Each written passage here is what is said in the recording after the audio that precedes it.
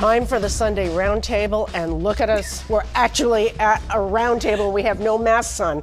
I feel like I just said to the chairman, I feel like I'm doing something dangerous. It's only been 15 months. But we've all been vaccinated. So I'm joined by Democratic political analyst Marianne Marsh and Republican political analyst Rob Gray. You just heard the chairman. Do you think he's going to be a shoe-in for Speaker, or is there going to be a food fight? Marianne. Aaron Mikulicz will be the next Speaker of the House. He was the odds-on favorite, even with Claire Cronin in the mix, but increasingly it looks like she's going to be the next ambassador to Ireland. And also, historically, Speakers have traditionally been, at some point, chairman of Ways and Means, and Aaron fits the bill on all counts. Does he look like he's ready for the job? Well, I thought he did a good job in the interview. I think in terms of becoming Speaker, it depends on the timing. How long is Ron Mariano going to be the Speaker?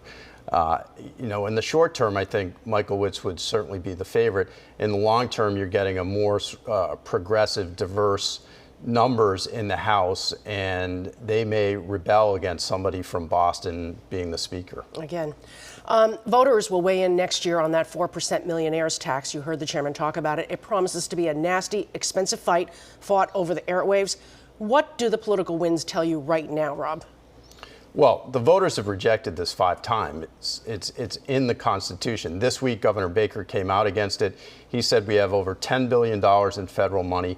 We don't need this additional tax revenue. We certainly don't need a tax increase for the economy. So I think there's a good chance it goes down, but it could be very wild if Charlie Baker is on the ballot running for governor and also opposed to this, with all the Democrats being in favor of this. That could be an interesting dynamic. Marianne, any shot for this to be passed by the voters, you think? Yeah, no question. I mean, it's been 40 years of trickle-down economics, and what has changed fundamentally with voters is they realize that they haven't gotten the benefit of the taxes they paid. The fact is, it used to be, no matter how poor someone was, they would always vote against tax increases like this because they believed someday they too would be rich. They could win the lottery, they could get lucky, they might actually be that person someday. Now they realize, for all these years, their lives are no better, their roads are no better, their schools are no better, the water's no better, their kids aren't doing better. So this one, I think the proponents absolutely win, and so much money will be spent on it that Channel 5 could get yet another new newsroom. But the problem is, people are going to figure out it's an 80% tax increase. And in the post-COVID era, we don't think that CEOs and businesses have figured out that they can zoom in very well from New Hampshire or Florida.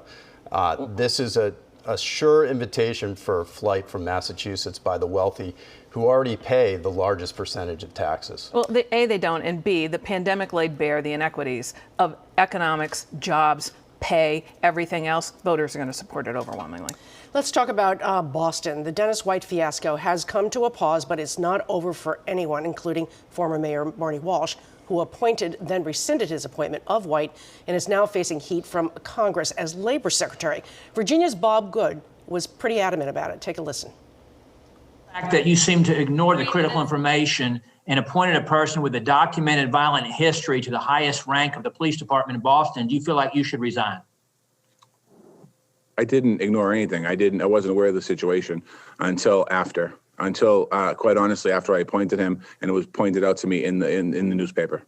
So how bad does it look for Walsh with White now going to federal court to fight his removal, Marianne? Yeah, this isn't going away from Marty Walsh. He did a local interview last week hoping that would put it aside. It didn't. He did several national interviews hoping it would put it aside. It didn't. Increasingly, Marty Walsh is being more and more damaged by this and getting less and less of the benefit of the doubt. So unless and until he tries to clear this up and do a better job at it than he has, this is going to dog him for a very, very long time. Does he need to clear this up, Rob?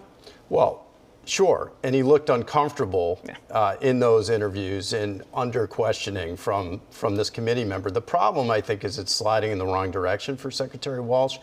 Now that this is leaked into D.C., you're going to have media and Republicans in D.C., even if for other agenda reasons, raising this issue to try and hurt him and hurt Joe Biden. Okay, this Boston City Council last week gave itself the power to remove their president. Right now, it's acting Mayor Kim Janey. While the council didn't take the next step to actually remove Janey, was it a warning light in light of the 3 other councilors also running for mayor, Rob? Well, I think that there was a lot of jealousy and envy in this vote. You have 3 councilors there who are running for mayor. They don't like the fact that Kim Janey is out there getting the headlines. And this vote was about that, trying to trim her sails a little bit, tell her not to be out there as much, gaining the headlines that make her probably the favorite in this race right now. Warning signal, Marianne? It's a bombshell. I mean, the fact is there are now 10 votes out of 12 on the city council who could remove Kim Janey as the council president and therefore acting mayor. That's what's going to hang over this race for the duration of it. And it wasn't about jealousy. Yes, it was about trimming her sails, but the straw that broke the camel's back is when she said she was going to go out and do a nationwide search for a new commissioner that would be done by the end of the year. That's what everyone objected to. She'd been acting like a mayor, acting like a mayor, acting like a mayor, and they feel she's overreached. So to me, this is the biggest political story in Boston right now, and it's not getting near the attention it should. Speaking of Janey, a South Boston pot shop application initially rejected has suddenly come back to life. The owner is a cousin of Kim Janey's. Can anyone say smell test, Marianne?